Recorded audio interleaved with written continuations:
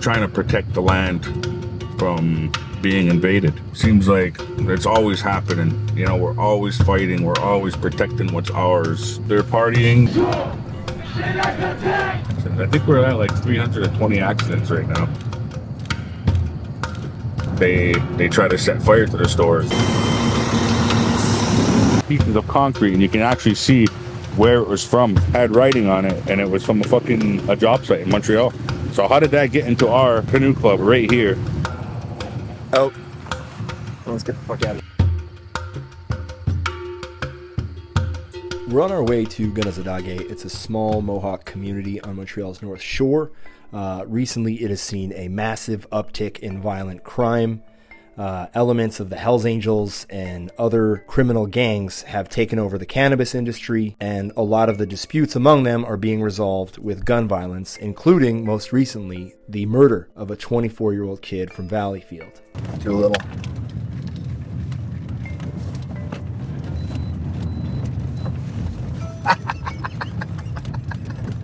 I'm sorry.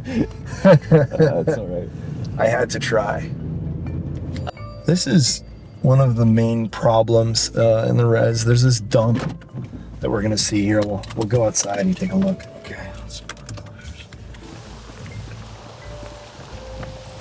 One of the things you need to know about the cannabis industry in Kanesatake is two of the most powerful dispensary owners, Robert and Gary Gabriel, are brothers who used to own this dump. Well, they still do. The dump is no longer operational because it was meant to be a recycling center, and instead of being a recycling center, it became a dump for all kinds of, as you can see, construction waste, cars, metals. This isn't a dump, it's an environmental disaster. The government estimates that it'll cost $100 million to clean this up. Those two guys who ran this dump are two of the most powerful players in the cannabis industry. One of them, Gary Gabriel, owns the Green Room. About 5 years ago on Canada Day, Montreal street gang leader Arsène Monpoint was shot 3 times at a party at the Green Room. Gary Gabriel was sitting right next to him when it happened. Robert, who owns High Times, like the Green Room, there's gambling, there's a 24-hour-a-day bar. People can buy edibles, they can buy magic mushrooms, they can buy stuff you can't get at a regular dispensary.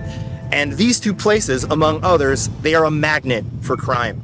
People from gangs all around, especially the bikers, they come by and they do business on the res. Do they do it with these guys specifically? I don't want to speculate or get sued, but they're here, and their presence here draws a lot of criminality. And when there's a dispute over property or a debt or something, it doesn't get resolved with the police or with some kind of commission. People resort to violence.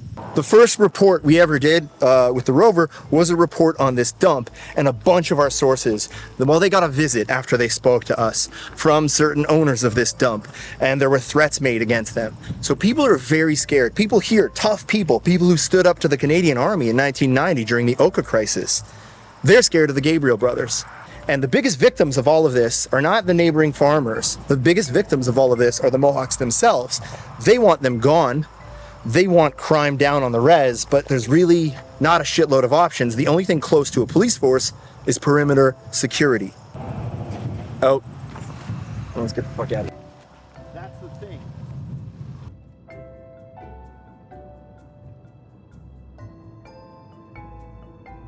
We're going to be riding along with Kanesatake Perimeter Security. It's the closest thing that this community has to a police force, but nobody's armed. No one has access to special protection or training.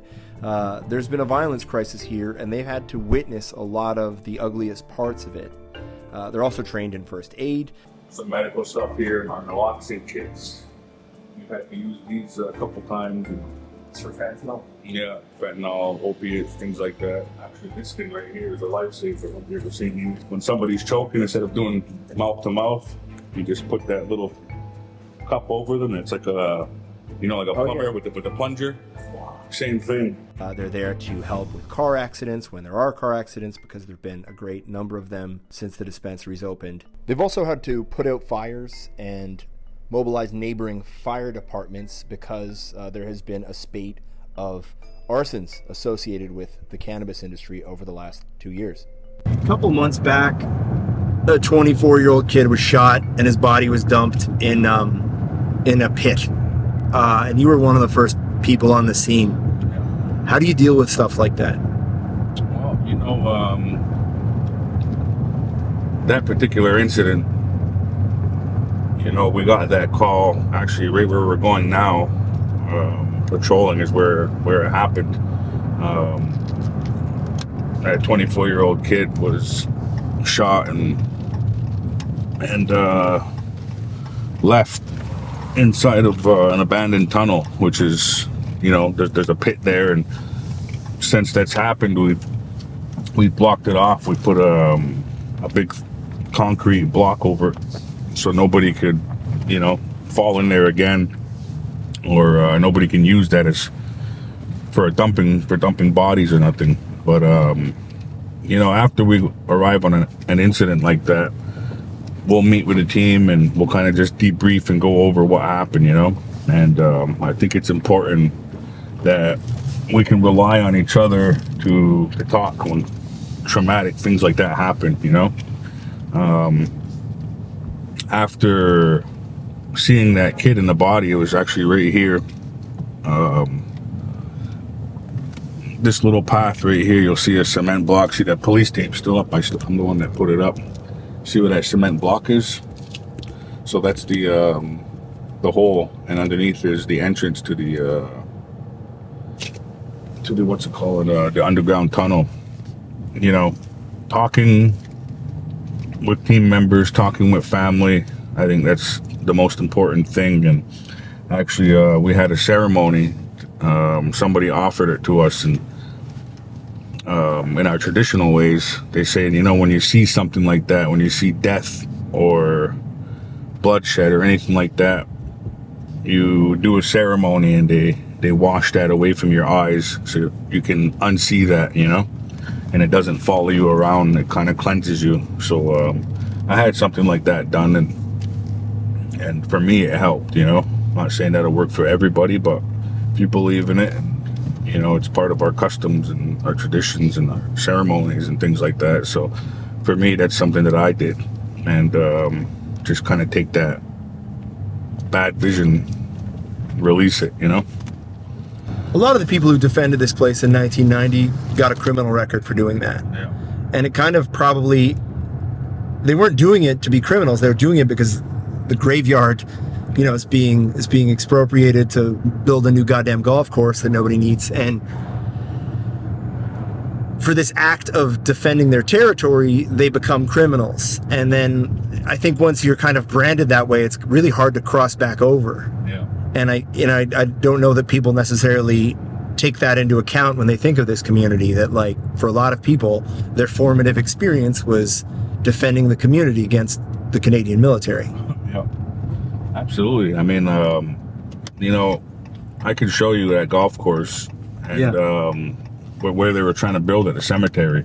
And our grandfather's grave was actually right there on the front lines. That would have been one of the first graves that would have been taken out with the expansion, and everybody was just kind of, trying to protect the land from being invaded.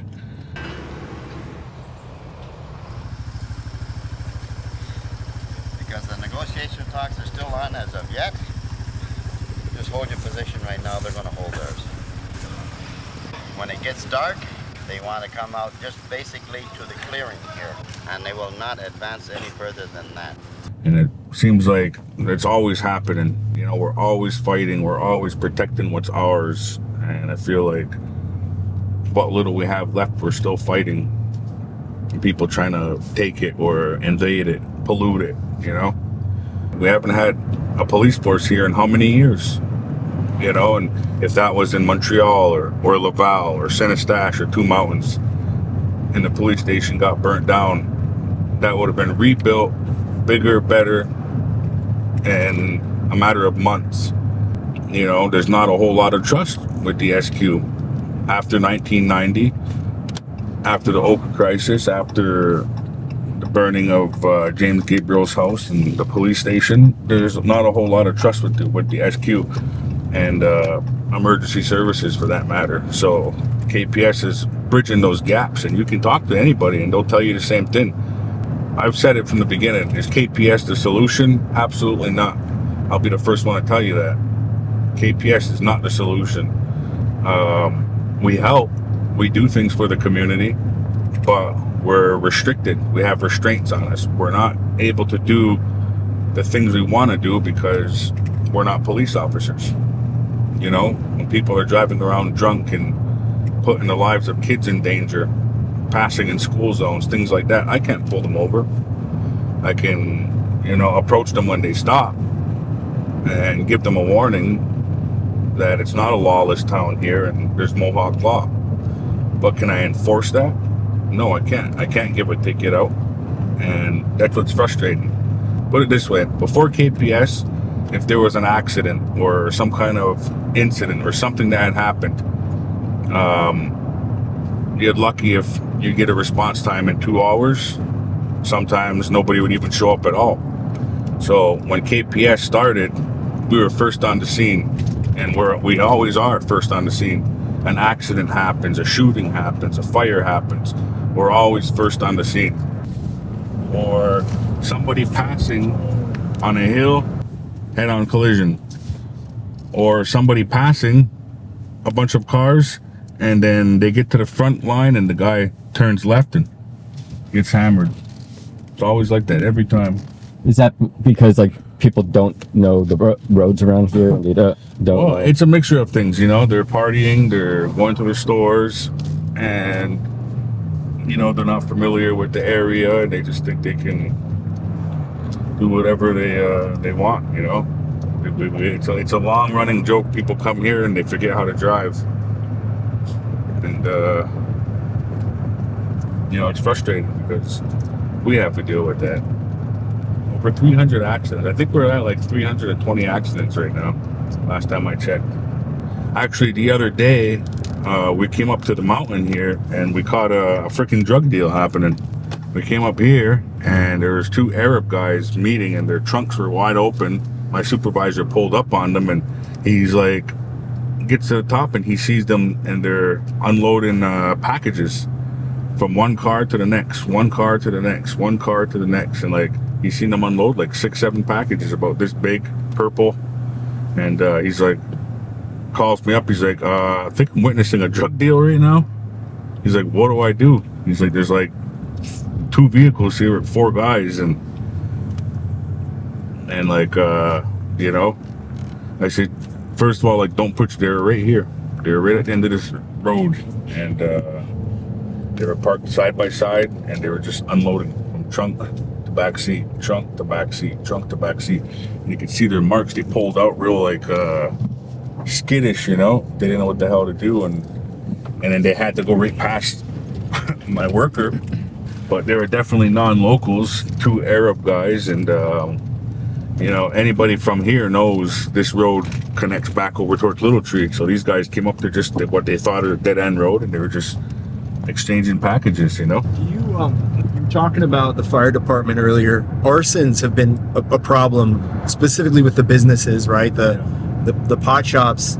How, again, for people who aren't familiar, like, how does that work? Like, it's just a business rivalry gets out of control, and then one guy tries to torch the other guy's store.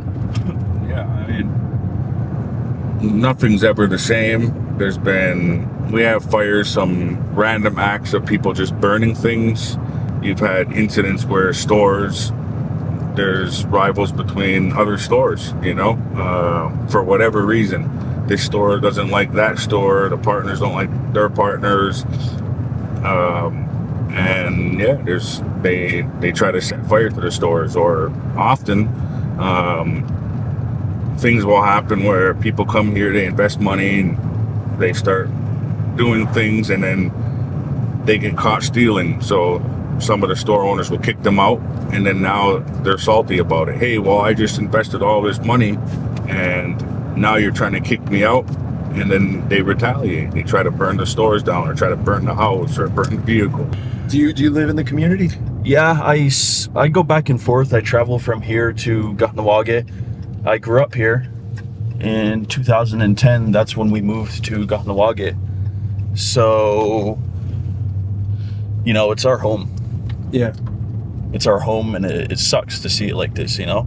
It was completely different growing up when I was little and we were here with our family. At times, we used to say it was a little too quiet, you know?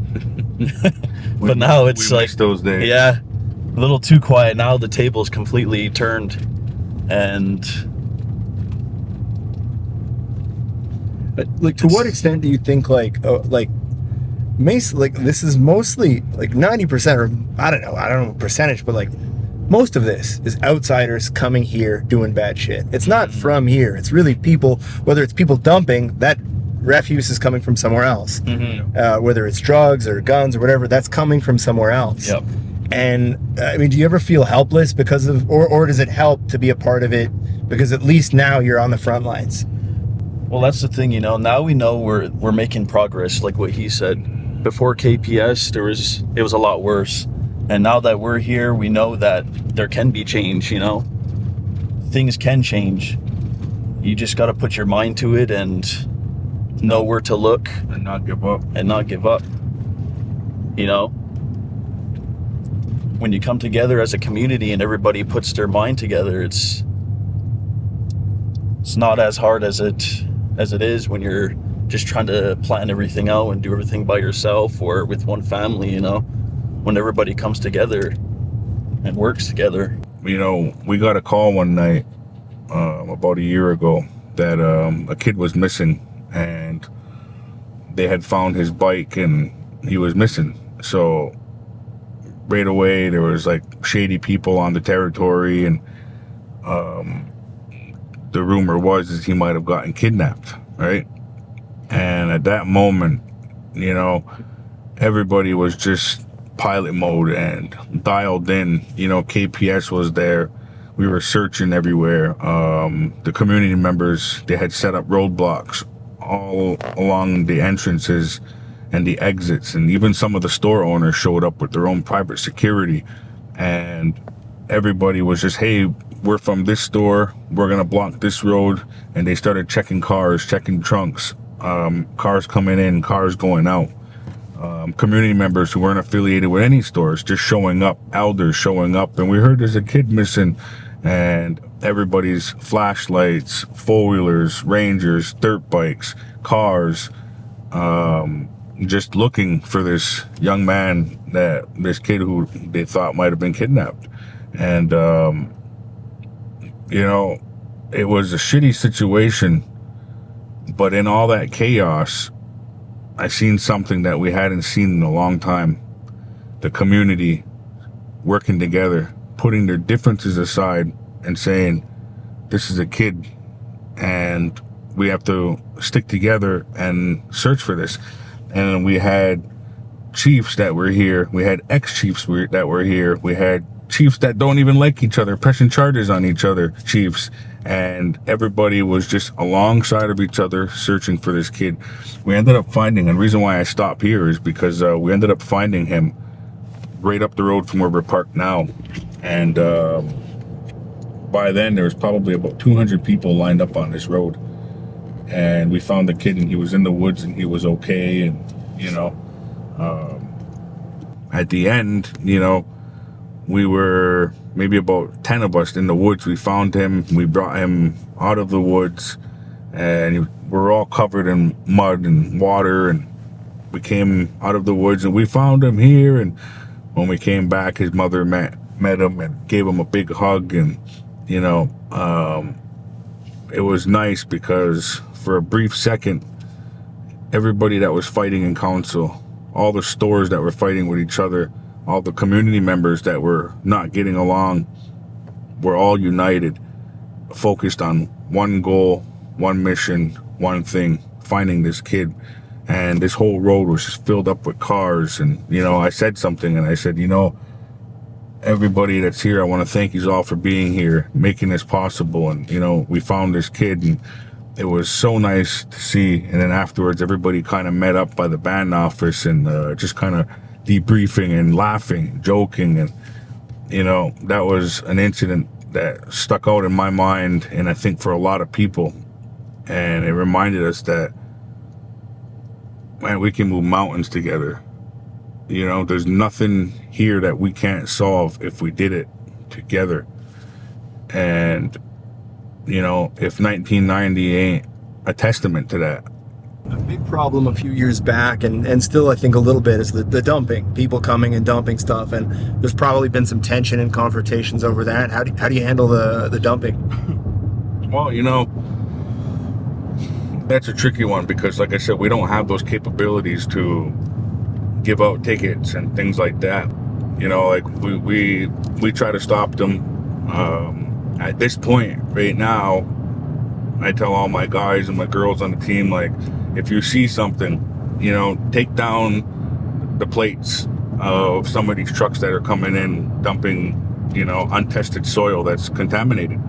Take down the plates, take a picture of the vehicle, take a picture of the driver, try to see where they're going, where they're dumping, where they're coming in from. A lot of times, if they know we're stopping trucks, and then sometimes we'll get help, we'll call the SQ or something, and we'll say, you know, hey, these trucks are coming in nonstop. They'll come out and they'll stop the vehicles, pull them over and whatnot. I don't know what they say to them, but they'll do that. So then you start getting people that are coming in late at night, or they'll take alternate routes. So they stop taking the 344 and they start coming in by the back roads. I think the last round of fines they handed out to some of these companies, you know, a lot of that data came from us. And, you know, but it is frustrating. I wish we could do more. I wish we had more capabilities. We're not hooked into city water. We're all live off wells.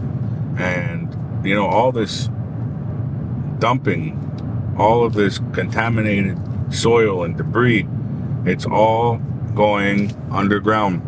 And even over at the dump site over here, we just passed it. That's on the backside of the mountain, you know, and there's natural water veins that flow underneath Kanesatake. And, you know, what you do on the top is definitely seeping down into the bottom. And these underwater veins are pushing everything, you know, underwater. It's like a whole other system under there. And then now all of our wells, they're getting polluted, you know, and people ain't realizing that. And it's terrifying. We took a map one time and we mapped out just with a yellow highlighter where we know there's dump sites, where people have getting landfilled. Okay, we know this person got landfill dumped there. Circled that yellow highlighter. Okay, we know these two guys, they got landfill there. Circled it, highlighter. Down by the shore, them, this store, that store, this place. And we just went through, you know, all the places that we know, and some of the places that have been widely reported on, some of the places that haven't been reported on at all. And when we were done with that map, it was scary. When I mean scary, it's worse than we thought. And it was like where I live, where my house is on this map, smack in the middle, and there's 30, 40 dots all the way around where I live and where the community members live and my family. And, you know, if some of that landfill even traveled half a kilometer, would it reach my well? And we started looking at that from all those sites, and it's damn right scary because it's so close to home. We're right in it. I took that map and I ripped it up, threw it in the garbage, and, you know, my brother's like, "Why'd you do that?" And I said, "I don't want to scare anybody, you know? If I went around and started saying, look, you know," and like, it freaked me out. But, you know, people need to know. In fact, there has been an effort to map the extent of illegal dumping in Kanesatake. A research paper by Université de Montréal researcher Alex Depani found that there are nearly 3 illegal dump sites per square kilometer in Kanesatake, and 31 in total. If Kanesatake were the size of Montreal, it would have 1,000 dump sites at that rate. Alex Depani, who wrote this paper, said the real risk isn't immediate. The real risk is that over time, with rain and snowfall and erosion, this contaminated soil and all of the refuse that's being dumped will make its way into the water table, and then everything is screwed. So where we are now, this is called the pit road. This is where our mountain is. There's a lot of dumping that happens here on the road we just passed. A lot of people come here, they dump debris and garbage and things like that. This is my house, by the way. I'm selling it. But I wish. I was really careful. I was like, well, I know, man. I know you're doing well, Kane, but how well are you doing, man? Would it be possible to see one of those dump sites, or because I don't want to take you away from what you're already doing, but well, we can come here right now. I mean, this is a place. This is our mountain. People come here and they, you know, they this is a shooting range. People come here. They like to shoot their target practice here, shoot their weapons. Kids come here sometimes, they do paintball, and it's the entry to the mountain. And we've had a lot of dumping that's happened right here, because at nighttime it's mostly unguarded. We've had to lock those gates recently, and then people will cut the gates and they'll come here and they'll just dump. But you see, you get like this is all stuff that's dumped here, probably not even by, you know, community members. We've caught so many people coming here just dumping. But video check. You know, right here, people were coming and they're dumping here. There was a time, you know, 6 years ago, 5 years ago, where people were terrified to come to the territory because of us crazy Indians, you know. And I feel like we've lost that. And you know, it's kind of a good thing because it kept people out. But now, with all of this stuff that we have going on here, now people are invited and they come to the stores and it's like a Disneyland. They can play their slot machines, they can drink all night at the bar, and they can go to events and concerts, and hey, it's not so bad here. Why was I scared to come here? It's actually lawless here. We can do what we want here, you know? And you know, it robs a sense of security for the community. Speeding cars, accidents, people coming to their homes, knocking on doors, partying, having sex in the yards, you know, even at the funeral, at the cemetery. We have a cemetery here, and what we fought for in 1990, right? How many times have we caught people having sex in there, partying in there at a cemetery? Yeah.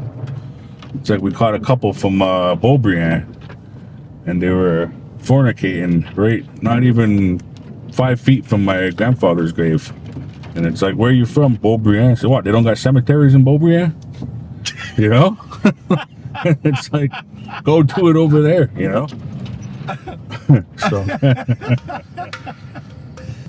we caught a couple guys coming here dumping. We caught a guy about 3 months ago coming with a whole office, a bathroom renovation, bathtub, shower, and he was from Montreal, and he said he was doing a job renovation in Two Mountains, and he's like, I didn't have anywhere to put it, that's why I came here. So everybody knows you can come to Kanesatake and just pick a spot and dump it. It's sad because this is our home, you know. If you look in the ground, you're gonna see like remnants of, it's kind of growing in now, but look right back there. You can see here, we're right here. Yeah. Like people coming here, dump off, you know? Construction stuff here. Oh yeah. this isn't naturally occurring styrofoam. No, no. People don't believe me when I tell them that. This wasn't here. But all along this road, you'll find, you know, go further down, you're gonna see a whole roof construction from the whole roof of a construction site. You go down a little bit further, there's fridges, there's stoves, you know, tires. You go over there, you can see all the remnants of all these piles, you know. People will try to hide it, they'll throw brush, you know, sticks over it and things like that. But all down this road, you get all of this here, and it's nobody reports it, nobody talks about it. See, like, look at all these. You see this? These are bricks. You know? Who knows how far that goes down? Bricks and grass and more bricks, and look at this piping. You know? And they come here and they just dump it.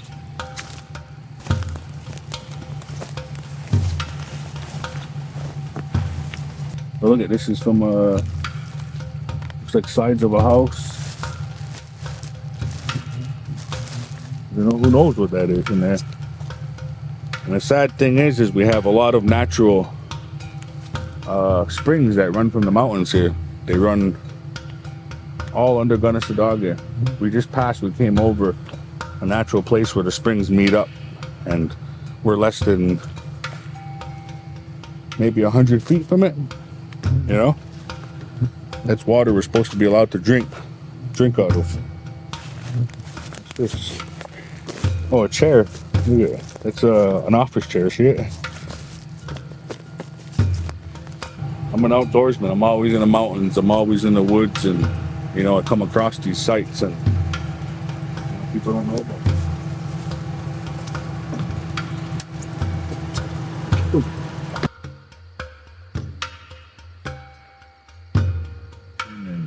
You know, we get a lot of calls down here, and people look on Google Maps and they see a beach and they come down here. Every couple of weeks, it's like we clean everything up. We come back and there's beer cans everywhere and fireworks everywhere and packages and, you know, garbage just littered. And they don't bother to pick it up. Then we had in the middle here, we had a big, it was like a circle where all the powwow dancers, they would get shade, and the people doing the this is where our powwow downs are, and they come here and they do all kinds of local ceremonial stuff here. And somebody came here in the middle of the night and they rammed it right down, broke it.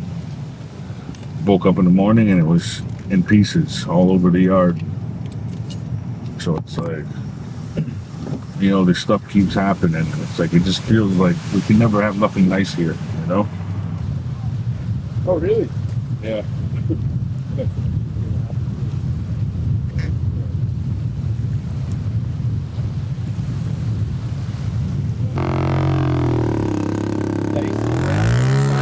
Point right there. That's get up on the rock, see where all the like, so they debris? They dumped and they compacted it, so it just looks like soil, but it's actually it's contaminated soil. Yeah, it doesn't look naturally occurring at all. It's like very clearly. See? Okay. Yeah, you see, look. See, that's like that's what it would normally be like, where all the reeds are and stuff. Yeah, okay. Oh, it is? And then it gets high right there. Yeah, so they're dumping along the shores way over there, and they're building up their property. You can see where the properties are all built up. And then over here at the canoe club, this is across the river, we're finding debris, rebar. Chris just found the bricks, you know, from construction sites. And the winter, you know, all the ice, it brings it over here. The waves, it pushes it over here, and all this stuff's floating up on this side of the river. And that spot, it's covered by water now, but last week you can see it. Giant pieces of concrete, and you can actually see where it was from. It had writing on it, like that brick you just seen now had writing on it, and it was from a fucking a job site in Montreal. So how did that get into our canoe club right here? It's clearly from the landfill, from contamination. I mean, this is asphalt. Exactly. Hey, look at it right there. Like, so this is asphalt. Like I said, all these things we find in the beach, right? And found that much stuff in 2 minutes. And one of the kids was playing here, and he got his leg cut, stepped on it, and then walked right into it, and it was a piece of rebar hooked onto a piece of concrete. And then when you go over to where they dumped all along the shores there, you look, it's the exact same stuff.